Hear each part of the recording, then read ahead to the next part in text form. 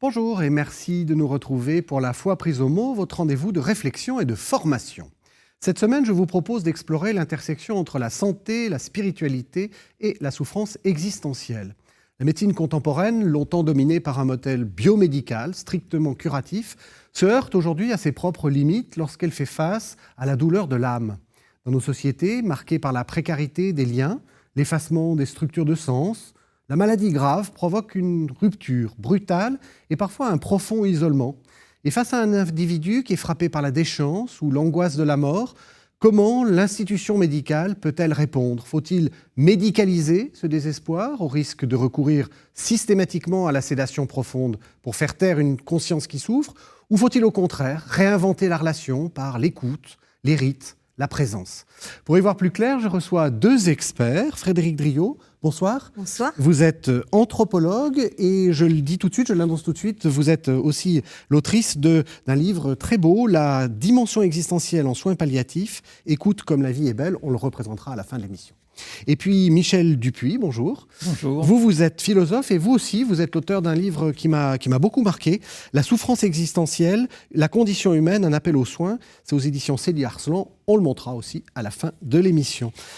Première question à l'un et à l'autre, est-ce que vous êtes d'accord avec mon lancement ? Est-ce que vous trouvez qu'il y a quelque chose qui est en train de se jouer, ou peut-être une crise de la médecine, ou quelque chose qui fait qu'il y a quelque chose qui fonctionne plus vraiment ?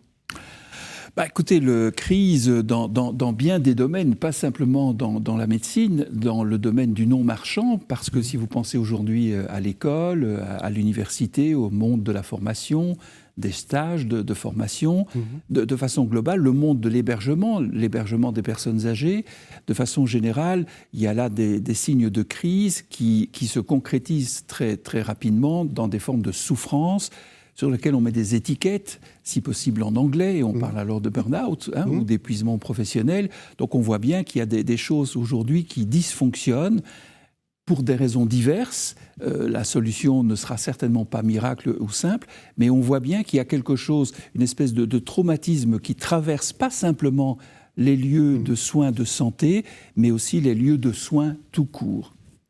Vous êtes d'accord en tant qu'anthropologue ? Oui, tout à fait. Et du coup, je peux aussi dire que effectivement, là, on le sent, c'est complètement flagrant à plein d'endroits, comme Michel vient de le dire. Mais c'est vrai aussi que déjà dès les années 70, enfin même avant certainement, on est bien d'accord, mais dès les années 70, on sentait déjà ce problème en fait de crise, d'existence et tout ça. Et donc, alors moi je parle un petit peu de mon point de vue de terrain en soins palliatifs. Et les soins palliatifs se sont posés ces questions-là dès leur création, on va dire. Voilà.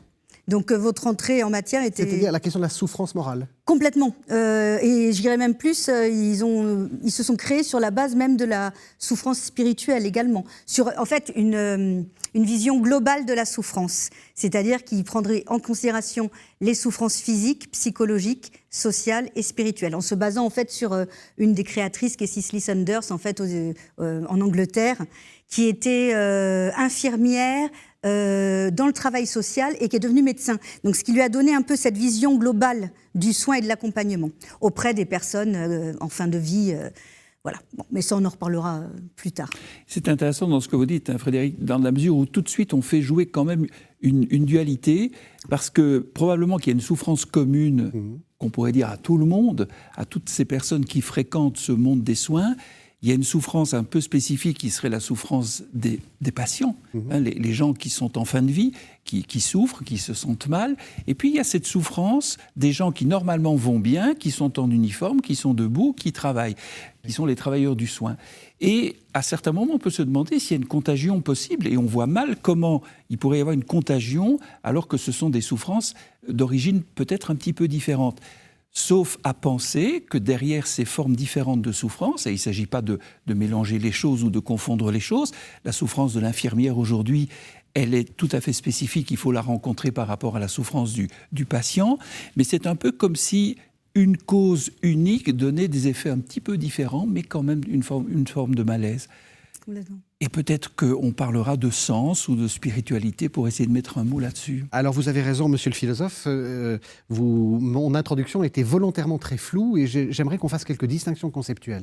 Est-ce que vous faites une distinction entre existentiel, spirituel et religieux? J'espère que oui. Alors, on peut faire des distinctions. Quoique philosophe, je me méfie un peu des distinctions trop claires. On n'est pas tous cartésiens, dans la mesure où c'est surtout une question d'usage et que ce qui importe, c'est comme en mathématiques, c'est de se mettre d'accord sur les usages qu'on fait. Ayant dit ça, plutôt que de voir des vérités absolument, d'ailleurs, typiquement francophones, puisque les autres langues font des distinctions qui ne sont pas les mêmes.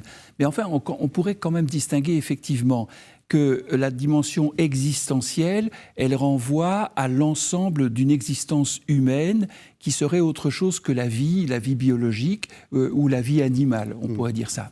Et que donc cette dimension existentielle, aujourd'hui on l'utilise souvent pour dire qu'elle est très importante, c'est un problème existentiel, on le dit aussi en termes de géopolitique aujourd'hui, mais disons qu'au point de départ, exactement, qu'au point de départ, c'est quand même ce qui serait un des moteurs de l'existence humaine. Un moteur de l'existence humaine, ça peut être un moteur spirituel. Et la spiritualité, on l'entend bien, est probablement une des dimensions fondamentales de l'existence humaine. L'existence humaine ne se réduit pas à la spiritualité. Et puis on pourrait aller peut-être encore un tout petit peu plus loin en parlant de religions instituées qui sont des manières de vivre ou d'incarner certaines formes de spiritualité. Il y a donc là un éventail assez riche. De là à dire que c'est toujours clair et que quand les auteurs font des études ou publient des études scientifiques, ils ont bien à l'esprit ce genre de distinction, c'est pas certain. Mais nous allons certainement en reparler. Alors justement, la question aussi des usages, des pratiques, vous travaillez donc dans des contextes de soins palliatifs. Est-ce que vous faites la distinction entre une souffrance existentielle, une souffrance biologique peut-être, ou somatique, une souffrance existentielle et une souffrance spirituelle? Est-ce que ça se voit ou est-ce que c'est compliqué? C'est très compliqué. C'est très très compliqué. Mais c'est l'objet de départ de ma recherche en fait. Quand j'ai démarré il y a une dizaine d'années, c'était surtout le rapport à la mort. Moi au départ, c'était en tant qu'anthropologue, c'était de savoir quel est le rapport de l'homme à la mort.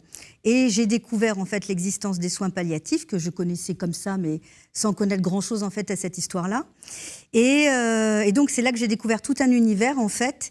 Et j'ai commencé mes premiers terrains avec le bénévolat d'accompagnement et j'ai fait la formation pour être bénévole accompagnante à mon tour. Et c'est là que j'ai découvert en fait qu'il y avait cette approche globale avec différentes souffrances des soins palliatifs, dont la souffrance dite spirituelle. Et j'avoue que pour moi, c'était un petit peu inconnu. Je me disais, qu'est-ce qu'on entend par spirituel? Qu'est-ce que c'est? Donc ça a été le début en fait de l'émulation de la suite. J'étais pas partie pour faire des études longues, mais en fait, ça a été vraiment, ça m'a embarqué là-dedans. Et en fait, du coup, j'ai commencé par faire un mémoire de master sur la question de qu'est-ce que la souffrance spirituelle, en demandant un petit peu autour une recherche participative, en fait, avec des regards de sociologues, d'anthropologues, un aumônier, des bénévoles, voilà.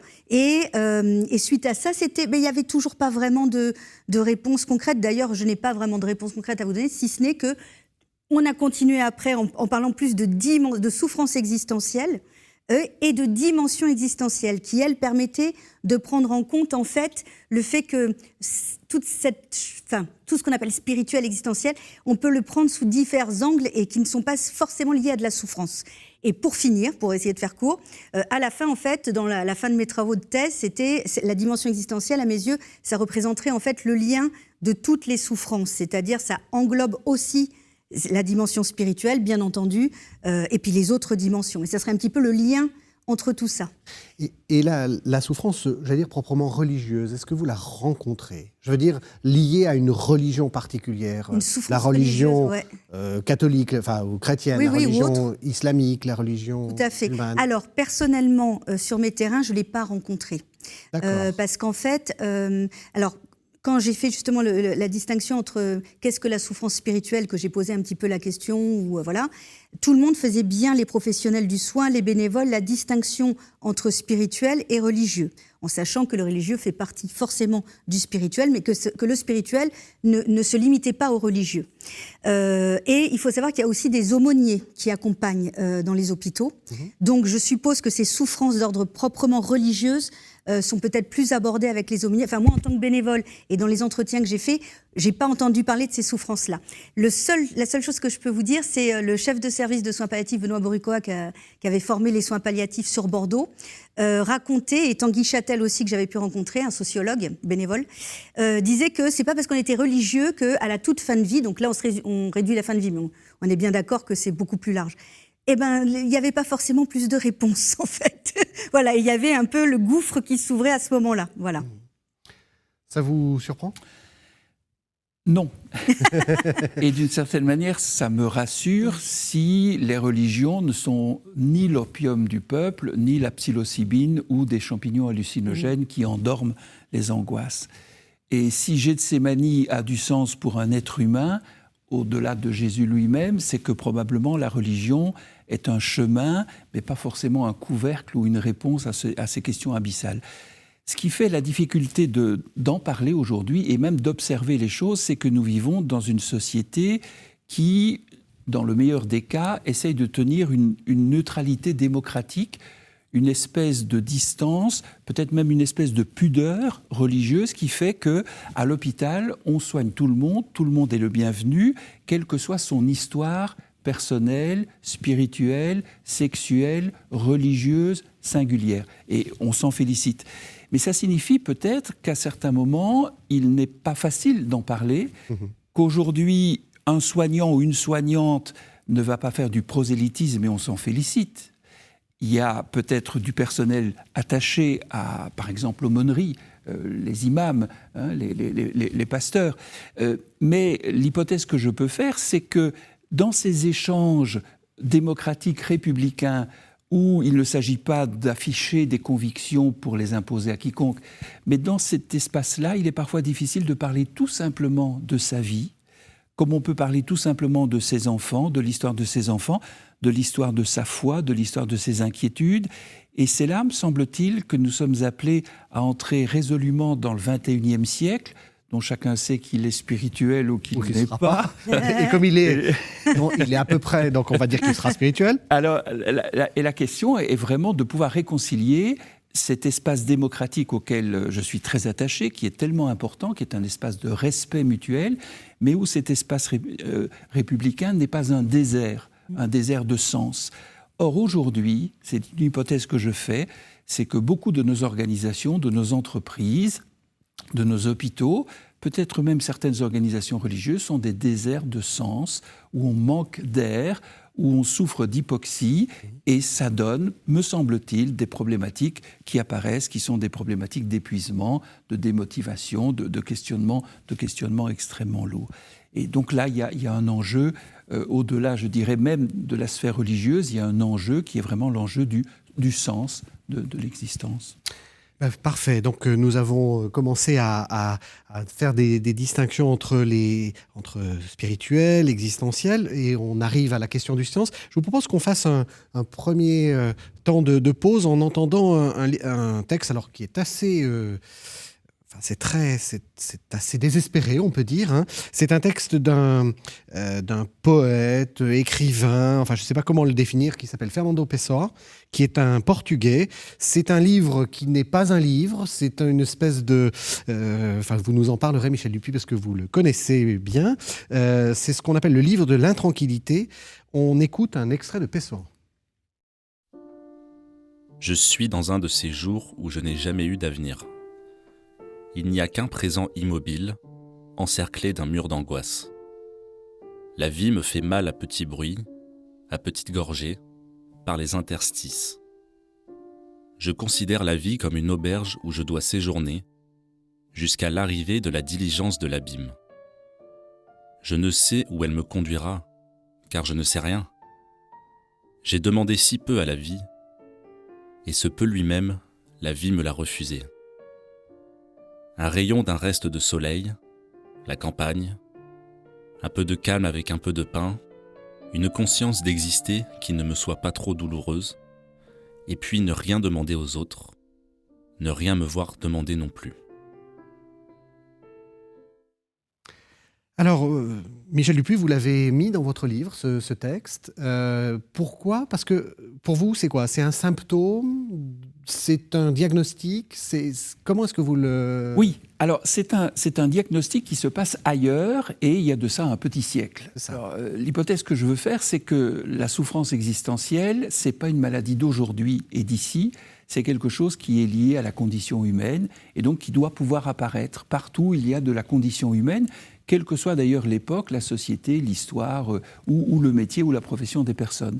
Alors Pessoa, dont le nom veut dire personne, qui est un drôle de personnage qui vit au début du XXe siècle à Lisbonne, essentiellement dans les quartiers hauts de Lisbonne, il va développer cette idée du desassossego, donc qu'on traduit par l'intranquillité, qui est une espèce de mal-être. Moi, j'ai tendance à penser qu'il est un peu augustinien, ce Pessoa, mais enfin, ce sera pour une autre histoire. Autrement dit, il est traversé par une écriture parfois extrêmement pessimiste, qui le conduit parfois presque au bord du suicide, mais qui est une écriture et qui est une critique, au fond, des évidences. Et à certains moments, il fait cette expérience très forte du manque de sens. Les choses n'ont plus de sens. À certains moments, on pourrait penser même à des états psychopathologiques, psychotiques, enfin... Il n'est pas loin de tout cela. Et ça m'intéresse assez qu'un poète, il fait œuvre de poète, qu'un poète puisse dire, comme aujourd'hui des syndicalistes peuvent dire, le mal-être, le malaise d'un certain nombre de professionnels. Qu'est-ce qui se passe ? Parce que vous avez dit que c'est quelque chose qui est, on va dire, de toute éternité. Il y a quelque chose d'intranquille, pour prendre la magnifique traduction ancienne de ce texte, d'intranquille dans l'être humain. Ça, même chez Platon, je pense qu'on est un peu déprimé. Tout le monde est un peu déprimé depuis très longtemps. Mais là, il y a quelque chose qui est en train de se cristalliser. Alors, je ne voudrais pas jouer les prophètes de malheur et comme je disais tout à l'heure qu'il n'y a pas de réponse simple, ça serait stupide de croire qu'il y a un diagnostic simple, comme s'il y avait une chose à voir qui saute aux yeux. C'est plus compliqué que ça. Mais je fais l'hypothèse que la sécularisation, c'est une hypothèse, que la sécularisation, que le néocapitalisme, qu'une forme d'économie généralisée, même à la géopolitique, je dirais. Ricoeur dirait peut-être un déficit du politique, dans ce sens-là, au profit de l'économique, que tout ça sont des facteurs qui rendent plus difficile à vivre une existence humaine. Je vais le dire de cette manière-là. Et donc, c'est pas tellement parce que les églises sont vides, ça serait peut-être plutôt parce que les magasins sont pleins, d'ailleurs avec des gens qui se plaignent de leur niveau de pouvoir d'achat. Mais c'est un peu comme si aujourd'hui nous étions arrivés à une forme de saturation, de trop-plein, et c'est là qu'on a besoin d'un peu de vide. Et dans mon esprit, la spiritualité est plus du côté du vide que du plein, du côté de l'ouverture, de la traversée, de l'inquiétude, mais d'une inquiétude qui fait vivre, qui fait vibrer, plutôt qu'une inquiétude qui donnerait des réponses, par exemple. Donc vous, quand vous arrivez dans votre service, vous voyez des patients qui ont une inquiétude, j'allais dire, qui serait une sorte de fondement de l'humanité actuellement, plus une autre inquiétude qui est celle de la mort. Oui. Comment ça se... Je voudrais juste rebondir 2 secondes sur ce que vient de dire Michel. N'hésitez pas. Parce que j'ai beaucoup aimé ce passage, enfin, quand vous avez cité justement Pessoa et tout, je trouve ça très, très, très juste en fait. Et ça me faisait penser aussi à... Vous parliez de Weber aussi, et du désenchantement. Et mon directeur de thèse, Max Weber. Sociologue allemand. Voilà, pardon. Non, Patrick Baudry, je joue mon rôle. qui était mon directeur de thèse, lui parlait de processus de désymbolisation. Et en fait, je passe par là pour revenir à ce que vous me demandez, dans le sens où, justement, en fait, moi, sur le terrain des soins palliatifs, j'ai pu voir qu'il y avait une forme de résistance à ce processus de désymbolisation. Et ça se rejoint aussi sur le sens des soignants. Parce que là, on va parler de la souffrance des personnes malades, mais je reviens juste sur la souffrance des soignants, que l'on peut vraiment détecter aussi. Mais ce qui était intéressant sur mes terrains... Alors maintenant, mes terrains, je les ai faits de 2013 à 2023, on va dire. Bon, j'y retourne régulièrement, mais voilà, je ne suis plus en immersion totale.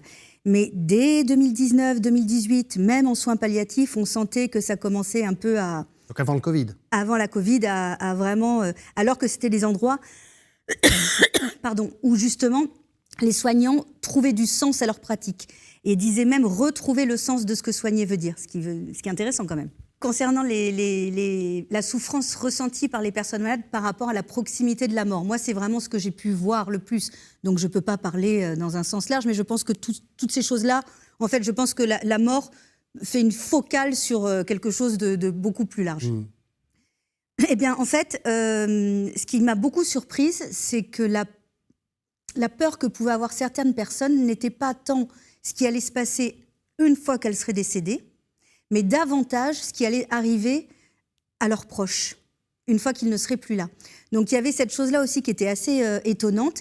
Et donc bien sûr qu'il y a tout un tas de souffrances qui peuvent apparaître, mais là on en parlera certainement tout à l'heure sur ce que peuvent faire le professionnel en fait par rapport à ça.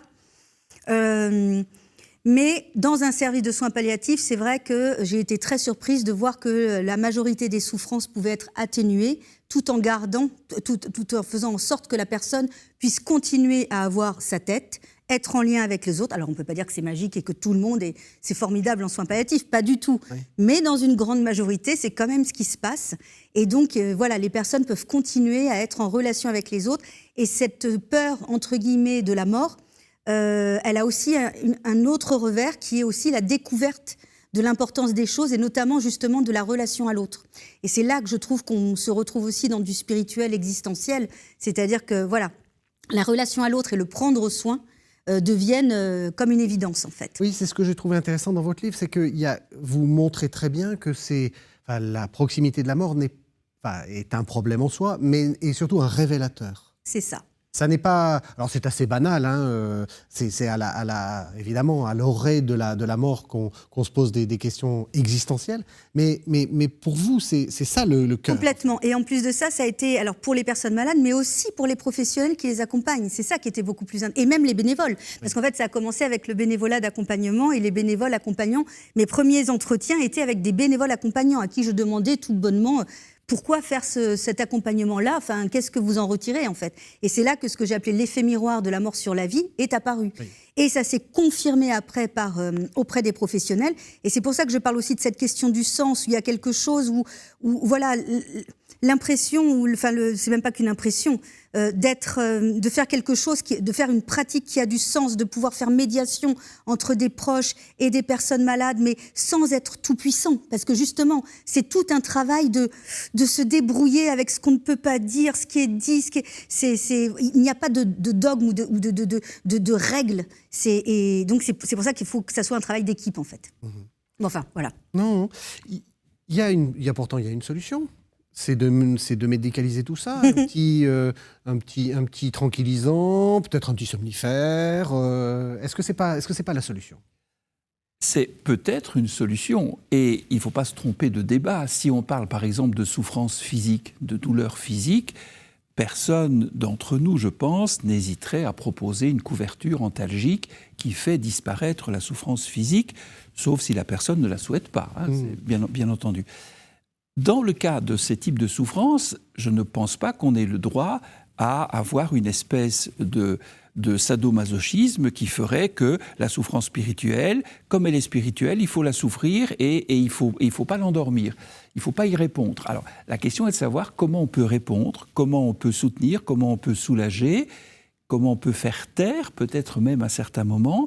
Et c'est un enjeu tout à fait majeur, parce que la réponse, elle est très simple. Votre question un peu provocante, évidemment, elle consiste à dire il y a un problème, il y a une solution. C'est un problème de conscience, on supprime la conscience. Et encore de façon très, très paisible, hein, on endort. Et il y a peut-être du vrai. Et n'importe qui d'entre nous fait l'expérience de fréquenter des gens qui ont de grosses difficultés de santé mentale. Oui, et pas forcément proche de la mort. Mais bien entendu. Et on voit bien qu'une médication peut être utile, qu'à certains moments, une médication dissimule, cache, fait taire le problème, ça c'est possible, et donc ne le résout pas. Mais à certains moments, peut-être que vous et moi, nous ne pouvons pas vivre avec les choses qui sont complètement éveillées. Il faut sans doute les endormir d'une certaine manière. Mais entre l'intervention et finalement l'intervention soignante, le prendre soin, et ce qui serait au fond l'interruption radicale, c'est-à-dire la mise en coma de la personne, hein, il y a sans doute une marge. Et c'est là, je pense que nous devons regarder avec bienveillance et donc avec esprit critique. Je pense que l'esprit critique, c'est une forme de veiller bien, de bienveillance. La littérature. Une littérature, je l'ai suivie d'assez près ces dernières années, notamment la littérature scientifique anglo-saxonne, où on ouvre des pistes qui sont assez surprenantes du côté des champignons hallucinogènes, c'est pourquoi je parlais de la psilocybine, qui manifestement donne des effets supérieurs sur la souffrance existentielle que les médicaments, les psychotropes traditionnels qu'on utilise en cas de dépression. Ce qui est une façon de dire d'ailleurs que la souffrance existentielle, c'est pas une simple dépression, c'est autre chose. Donc une neurochimie qui n'est pas la même. Comment est-ce qu'on peut à la fois proposer quelque chose qui peut aider, un médicament qui peut aider, pourquoi pas, un médicament ou autre chose d'ailleurs, des techniques de psychothérapie, pourquoi pas, et peut-être aussi aller à la question qui est la question du sens. Et la question que je me pose dans mon livre, c'est de dire quel est le soignant, quel est le ministre du sens à l'hôpital aujourd'hui. Est-ce que c'est le soignant qui est tenu un devoir de réserve dans l'hôpital public et qui doit donc se taire sur ses convictions? Est-ce que c'est le psychologue? Est-ce que c'est l'imam ou l'aumônier qui a cette charge-là? Et une hypothèse qu'on peut faire, c'est que dans une société démocratique un peu ouverte, où nous parlons des choses et où, comme soignant ou comme patient, je peux parler de ma famille, il n'est peut-être pas impossible que je puisse aussi parler de ma foi, de mes doutes. Si je suis soignant, probablement en étant davantage dans l'écoute que dans l'homélie, évidemment, mais il s'agirait quand même de pouvoir partager quelque chose. Dernière petite chose, mais pour moi les choses sont assez aiguës pour l'instant, peut-être que des soignants qui pourraient parler de ce qu'ils vivent, de ce qu'ils ressentent, y compris de leurs doutes, seraient eux-mêmes en meilleure santé et plus dans la motivation pour accompagner des situations qui sont parfois extrêmement pénibles. On va revenir sur cela et je vais vous laisser réagir, mais je voudrais quand même que vous développiez, parce que vous dites à un moment dans votre livre que c'est presque un problème éthique finalement qui consiste à éteindre une conscience sous prétexte qu'on n'a pas de traitement et peut-être de réfléchir à ça. Enfin, et ce que vous proposez finalement, c'est une sortie éthique et pas simplement, je m'exprime mal, mais c'est pas simplement proposer la foi, proposer etc. Mais c'est aussi répondre à quelque chose qui est de l'ordre du bien et du mal. Enfin, c'est vraiment de l'éthique. C'est vrai que la tentation que l'on a, c'est que nous n'avons pas de réponse à cette souffrance. Et que nous préférons éteindre la conscience. J'aimerais que vous le redisiez peut-être plus précisément que ce que je l'ai dit. Alors, à nouveau, ce sont des hypothèses que je peux faire comme philosophe, même si j'ai aussi ma vie tout de même. Mais le sentiment que j'ai, c'est que cette souffrance existentielle, aujourd'hui nous en parlons particulièrement à propos de la fin de vie, mais que c'est quelque chose qui touche beaucoup nos ados aujourd'hui. Absolument. Et là, on parle de la fin de vie, mais c'est vous qui nous avez mis dans la fin de vie, mais on parle et que c'est vrai pour le nourrisson. Absolument. Et que c'est vrai pour le nourrisson. Bien sûr. Et donc, c'est là qu'on voit bien aussi comment, par rapport à des ados qui ne vont pas bien, la tentation d'un certain nombre de molécules, notamment sur les troubles de l'attention, c'est une tentation thérapeutique, mais c'est quand même une tentation qu'il faut pouvoir peser. En pédopsychiatrie, ce sont quand même des questions qui sont très ouvertes aujourd'hui. Comment peut-on faire sans entendre la souffrance de l'adolescent? Comment peut-on faire sans entendre la souffrance du nourrisson? Comment peut-on faire sans entendre la souffrance de peut-être ce patient qui est atteint de façon tout à fait terminale? Et donc la question, c'est pas de laisser souffrir puisqu'on devrait expier je ne sais quoi d'ailleurs, ou exprimer je ne sais quoi. Il faut donc pouvoir soulager, et un certain nombre de thérapeutiques peuvent être très très soulageantes ou efficaces, mais la question est de ne pas faire taire. De ne pas faire taire cet esprit qui crie sa détresse ou son désespoir. Je laisse réagir, mais vous avez parlé de souffrance du nourrisson. Les nourrissons, ça souffre ? Vous savez que les nourrissons, ils ont un destin lié avec les personnes âgées parce que pendant très longtemps, ça veut dire qu'il y a encore quelques dizaines d'années, on a des données aujourd'hui qui sont accablantes sur la médecine moderne. On se disait que les personnes très très âgées comme les nourrissons, ça souffre pas tellement et donc ça n'a pas besoin de beaucoup d'antalgiques. Aujourd'hui, on sait que c'est pas du tout vrai. Il était un temps où on pensait ça aussi des femmes. De façon générale, le Frédéric, il y en avait pour tout le monde. Bon. Ce que je crois, effectivement, c'est que si on revisite un certain nombre de troubles pédopsychiatriques autour de la périnatalité chez le nourrisson, au-delà du traumatisme de la naissance, il y a effectivement des choses qui se jouent et qui, je pense, j'ai essayé de relire Freud sur ce point-là, ou Winnicott, et aussi des spécialistes de périnatologie, il y a des choses qui sont terriblement dures à vivre pour ces nourrissons. Ah oui, alors là, j'y vais direct parce que... Allez-y, Frédéric. Ça me parle beaucoup. Justement, à un moment donné, je fais un parallèle aussi avec la naissance et le mourir. Et en fait, on est dans des sociétés où mourir deviendrait presque aussi pathogène. Hein. C'est-à-dire qu'il faudrait presque reculer la mort le maximum possible. Enfin, voilà. Et si on pouvait ne pas mourir, ça serait formidable. Et justement, je faisais le parallèle avec les nourrissons. Ou par exemple, quand un bébé naît, bien entendu, quand l'air arrive dans les poumons et que le bébé crie, il crie pas de joie d'arriver sur Terre, il crie de douleur en fait. Mais par contre, on est ravis. Parce que, ça fait partie du phénomène de la vie. Voilà. Et pour la mort, c'est pareil. L'agonie est un moment compliqué. Alors, c'est là que je pourrais peut-être en parler à titre personnel plus tard. Mais voilà. Mais c'est aussi un moment où il y a peut-être une souffrance ou pas, ou des choses qui se passent, mais on a l'impression que ça se passe quand même plutôt bien et qui fait qu'on passe, comme vous disiez, on est de passage en fin de compte. Et il y a, alors, après je vais partir dans plusieurs sens parce qu'il y a plein de trucs que vous avez dit sur lesquels je voulais rebondir.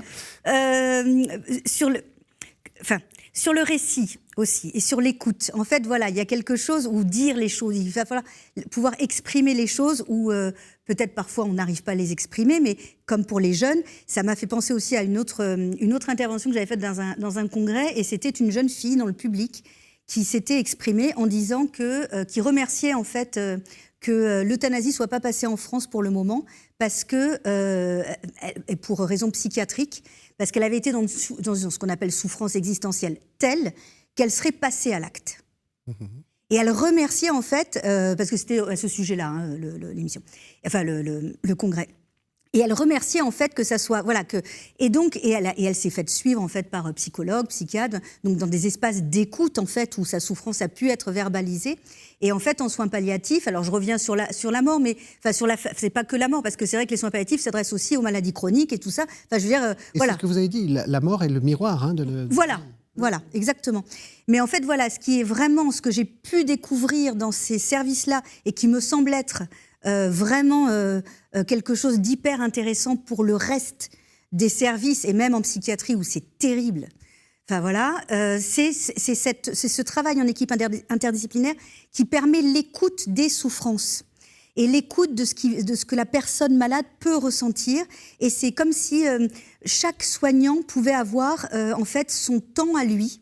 Ça peut être n'importe quand. Par exemple, j'ai été très surprise de voir que les personnes qui font le ménage avaient également ce rôle d'accompagnant, on va dire. Absolument. Enfin voilà, parce qu'elles m'ont même parlé d'une prise en soin de l'environnement. C'est pas beau ça.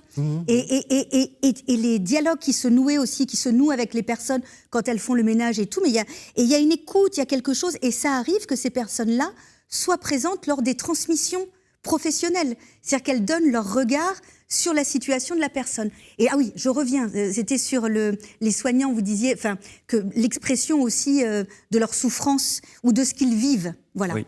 Et j'ai eu la chance de rencontrer Hubert Doucet. Oui. Voilà, éthicien canadien, et qui me disait justement que lorsque les soignants pouvaient raconter pendant les réunions de transmission une part de leur propre vie aussi, ou leur regard sur la vie des personnes, mais l'accompagnement était extrêmement facilité. Voilà, donc il y a vraiment de l'ordre de l'écoute, du récit.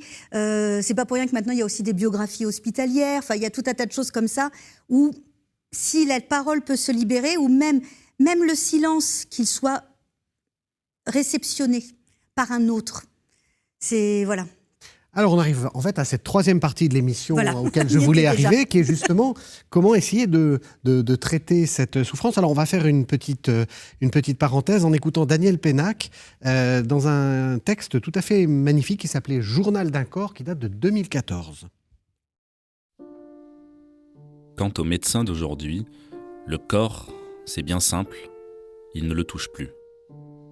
Ils n'en ont, eux, que pour le puzzle cellulaire, le corps radiographié, échographié, scanné, analysé, le corps biologique, génétique, moléculaire, la fabrique d'anticorps. Veux-tu que je te dise ? Plus on l'analyse, ce corps moderne, plus on l'exhibe, moins il existe. Annulé, à proportion inverse de son exposition.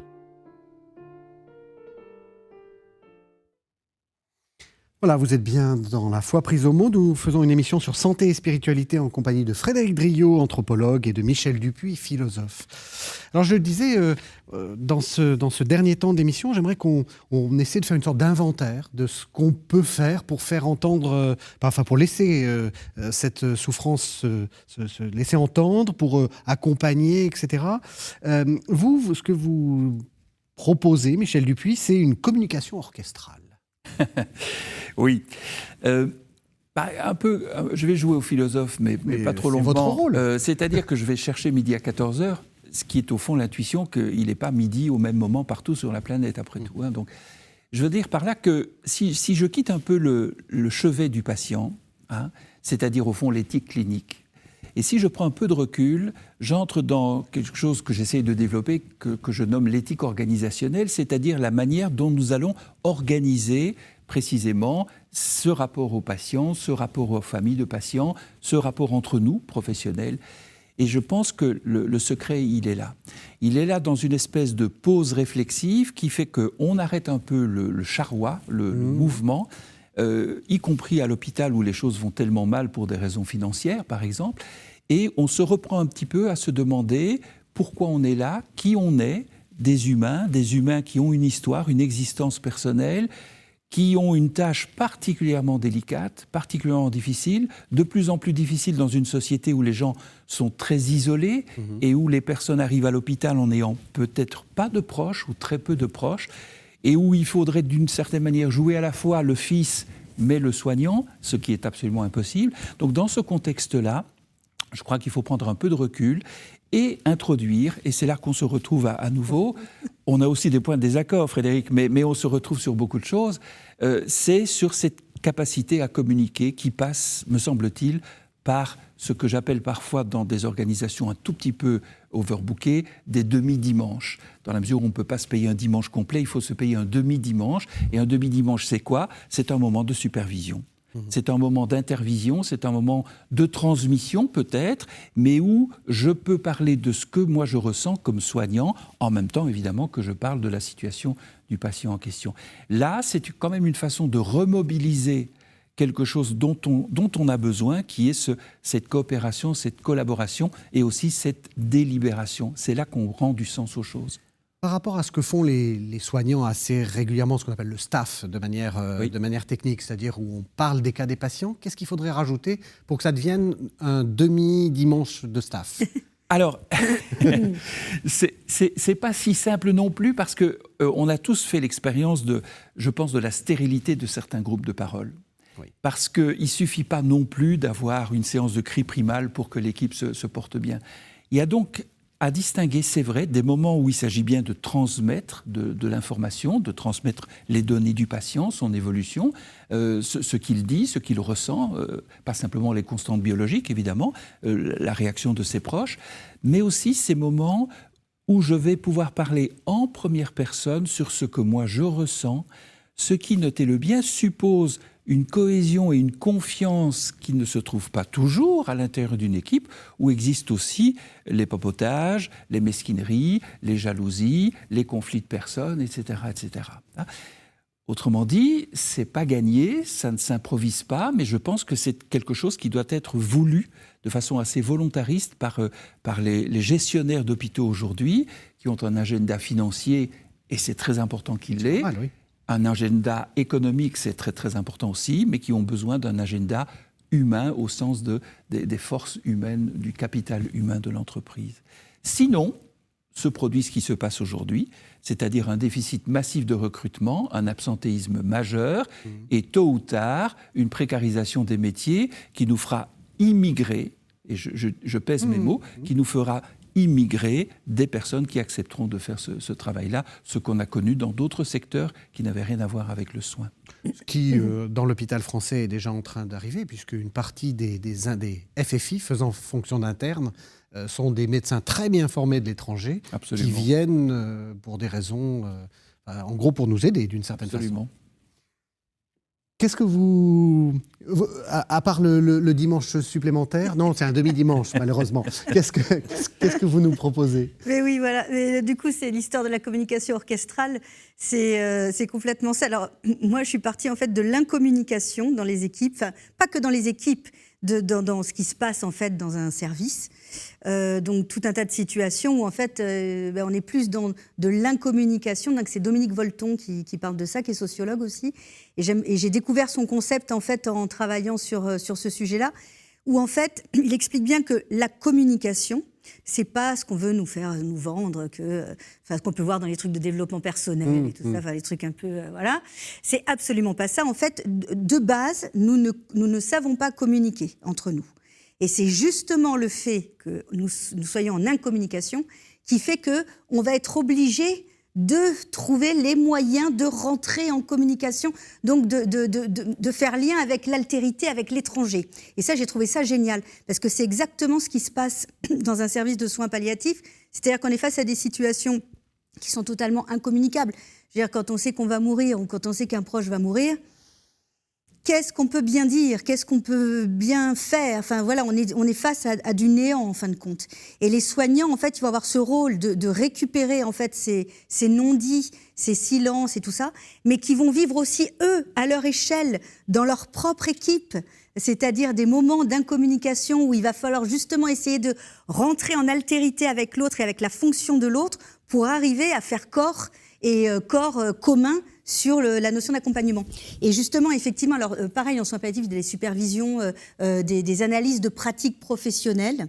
Alors, sur mes courts terrains, j'ai pu voir que ça apportait quelque chose, mais c'était pas forcément les meilleurs moments de débriefing. Ça a pu déclencher des choses, mais en fait, après, c'était des réunions aussi qui étaient faites aussi entre eux, avec les personnes concernées, ou du moins les corps de métier concernés. Et par contre, ce qui était formidable, c'était de trouver cet élan de toujours vouloir trouver du sens à leur fonction, en fin de compte. Et donc, les problématiques qu'il pouvait y avoir, c'était le manque de temps, se retrouver à faire plus d'actes techniques que de soins relationnels. Enfin voilà, tout un tas de choses comme on peut trouver un peu dans tous les services, en fin de compte. Et pour les gens qui vont très mal, enfin justement, qui Ouais. sont dans cette souffrance-là, qu'est-ce qu'il faut faire? Il faut les écouter? Oui, alors déjà, effectivement... Comment est-ce qu'on peut arriver à les faire? Parce que je trouvais intéressant votre idée de... Par défaut, on ne communique pas bien. Voilà. Comment est-ce qu'on peut arriver à les faire recommuniquer? Arriver à une communication à une communication. orchestrale, voilà. Et parce que là, en fait, derrière ça, de cette idée d'orchestral, là, c'est Yves Ouinquin, c'est un anthropologue. Et donc voilà, c'est où justement tout le monde est un peu en résonance. Rosa, voilà. Le sociologue. Sociologue. Rosa, donc Sociologue. c'est un sociologue allemand Oui, contemporain. pardon. Oui. Donc la résonance, mais on est au cœur de ça en fait, c'est-à-dire comment arriver à accompagner ça. Mais c'est beaucoup d'écoute. En fait, c'est ça, c'est du temps, de l'écoute, de la présence, un travail en équipe interdisciplinaire, parce que tous les soignants que j'ai pu rencontrer ont bien conscience qu'ils n'ont pas la science infuse, quoi. C'est-à-dire qu'ils arrivent à faire leur fonction de prendre soin parce qu'ils sont en équipe. Une reconnaissance aussi de la personne malade envers le soignant, c'est-à-dire que les personnes arrivant en soins palliatifs, personnes malades, beaucoup m'ont dit « enfin, je me sens reconnue en tant que personne et non pas qu'en tant que malade ». Parce que souvent, c'est des parcours de soins très longs, on passe dans différents services, tout ça. Et là, très souvent, ça m'a été dit par les personnes malades, qu'elles se retrouvaient enfin reconnues en tant que personne. La prise en considération de l'entourage, très important, parce que la maladie grave ou le problème ne touche pas que la personne qui est concernée par le problème en question. Ça c'est pas étanche, ça diffuse autour des proches. Et donc, une des choses magnifiques que je trouve en soins palliatifs, c'est ça, c'est d'accompagner en commun la personne malade et les proches de cette personne malade. Ça peut être la famille, ça peut être les amis. Et quand il n'y a personne, eh ben c'est prendre en considération qu'il n'y a personne. Comment on peut s'organiser? D'où le travail de l'assistante sociale qui est fondamental, de la psychologue. Mais voilà, il y a cette conscience que tout seul, ils ne peuvent rien faire. Donc, travail interdisciplinaire, prise en compte de l'entourage, la question du temps, de l'écoute surtout. Un médecin va prendre, même si ça prend un peu plus de temps, mais il va prendre le temps au moins de s'asseoir, de se mettre à hauteur, visage contre visage, être là, vraiment. Le corps, là, on a entendu l'extrait là qui est passé, formidable. Je m'en servirai pour les kinés, parce que alors je trouve ça super. Voilà, ne pas avoir une dualité corps-esprit, c'est un ensemble. Voilà, et ça, c'est une vision globale de l'accompagnement. Ça aussi, c'est une des clés, je pense. Vous parlez souvent de retrouver du sens, donc spirituel. Qu'est-ce que c'est ? Je pense que le sens souffle comme il veut. On ne sait pas toujours vers où il va. Et que le sens est suffisamment riche pour comprendre le non-sens en ne faisant pas croire que c'est du sens quand même. Autrement dit, nous ne sommes pas des vendeurs de sens comme on peut être vendeur d'une molécule qui est très efficace. Ça, je crois que c'est très important. Et donc, c'est une expérience de sens que de se rendre compte qu'une situation est insensée, absurde, qu'il faut faire autrement, que cette chose-là est inacceptable, scandaleuse. Et la question est de savoir si on devient fou ou si on peut continuer à penser le non-sens qui est massif, hein, qui est un vrai non-sens. Alors, ce sens-là, qui est au fond chez les anciens, qui est le pneuma chez nous pour les Grecs, mais qui est le chi chez les anciens Chinois, qui est donc cette espèce de souffle. C'est pas par hasard que c'est la même métaphore au fond du souffle ou de l'air, c'est-à-dire de quelque chose qui a une force, clairement, mais qui est intangible à certains égards, qui nous échappe, qui nous traverse, hein, de bien des manières d'ailleurs, dans un corps. Ce souffle-là, il peut être nourricier à condition d'être nourri. Et c'est là, je pense, que nous retrouvons une société démocratique, parce que c'est une société qui va développer toutes les ressources culturelles. C'est-à-dire que la poésie, je crois vraiment, nous apprend, nous humanise et nous fait artisans de sens. La notion de inventer le sens me paraît aussi assez important, dans la mesure où il ne s'agirait pas de partir sur les traces d'un sens déposé quelque part et qu'il s'agirait de retrouver, ce qui est vrai aussi, parce que je crois vraiment, la métaphore des nappes phréatiques, c'est quelque chose de très important dans ma vie. Je pense que très souvent, il faut aider soi-même et les autres à revenir à ces nappes phréatiques, à aller rechercher des choses qui sont parfois très très profondément déposées, parce qu'on reçoit le sens très largement, mais aussi on le crée. Et on le crée probablement collectivement. Et ça, c'est un défi majeur, alors qu'aujourd'hui, dans nos sociétés liquides, comme on dit parfois, c'est un peu comme si chacune de nous était condamné à créer son propre sens comme une grande ou comme un grand, tout seul. Hein, on se fait soi-même. Alors que probablement, ce sens-là est un entretien, c'est quelque chose qui se fait en commun. Et là-dessus, et c'est là que orchestral m'intéresse, à condition que ça ne soit pas toujours pour jouer ni du Mozart, ni du Bach, mais que ça soit parfois du Stravinsky, ce qui n'est pas encore trop, du Ligeti, c'est-à-dire de la musique qui peut être profondément dissonante. Je suis stupéfait à mesure que je rencontre, c'est peut-être une question d'âge aussi, mais à mesure que je rencontre des équipes, c'est de voir comment des équipes sont traversées par des conflits parfois très profonds et probablement très positifs. C'est là qu'on retrouve Héraclite, que Polémos est père de toutes choses, et qu'à nouveau, le sens est plus du côté d'une forme de conflit que du côté d'une forme de paix qui serait du côté du sommeil, pour le dire comme ça. Complètement, comme ça va avec l'idée de qu'il faudrait savoir communiquer. Mais c'est complètement... Et alors du coup, je faisais un parallèle avec le jazz aussi, parce que ça me faisait penser à ça, parce que le jazz, on prend appui sur les temps faibles. Et en fait, je trouve que dans les équipes, il y a c'est ça, c'est-à-dire que c'est pas du tout une toute-puissance, c'est savoir, improviser, et en même temps en s'appuyant sur les temps faibles, pas sur et la syncope, et se débrouiller. C'est intéressant. Je trouve qu'il y a vraiment très intéressant. Une image avec le jazz qui est assez par rapport aux équipes, je trouve. Voilà. On arrive à la fin de l'émission, malheureusement. Je voudrais que vous disiez quelques mots de vos 2 livres, parce que je les ai trouvés extrêmement intéressants. Frédéric Driot, La dimension existentielle en soins palliatifs, écoute comme la vie est belle, au bord de l'eau, en 2025, édition du bord de l'eau. Il n'y a pas, je ne sais pas si vous êtes prête à en parler, c'est très personnel ce livre. Ah oui, moi je ne le vois pas du tout comme ça, mais oui, il y a du personnel dedans, mais pour moi c'est vraiment l'aboutissement de tout un travail de recherche de 10 ans, et il s'est trouvé qu'à la fin, mais à la toute fin de ces 10 années, mon papa a été malade, on a découvert un cancer en fait. Et donc il est décédé, il est mort, ça a pris 3 mois. Mais j'étais ça y est, moi toutes mes analyses étaient faites, j'ai pas eu besoin, entre guillemets, de la mort de mon père pour me rendre compte de tout un tas de choses. Mais n'empêche que c'est arrivé à ce moment-là. Et là, en fait, ça n'a fait que confirmer, vraiment tout ce que j'avais pu voir sur le terrain et que j'exprime dans le livre, en fait, cet accompagnement, cette prise en considération, parce qu'en fait, il a été hospitalisé chez moi en HAD, mais soins palliatifs, en fait. Et voilà, et ça a été, en fin de compte, c'est terrible à dire, mais c'était une belle... Enfin, je sais pas, j'aime pas les mots de belle mort, je trouve ça nul. Mais voilà, ça n'a fait que confirmer tout ce travail de 10 ans.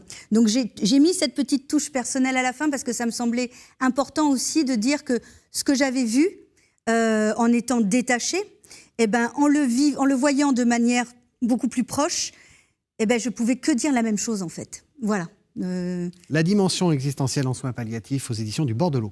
Michel Dupuis, La souffrance existentielle, la condition humaine, un appel aux soins aux éditions Célie Arslan. Oui, me revient une formule que Ricoeur utilisait régulièrement en citant Mounier, qui est primat du spirituel.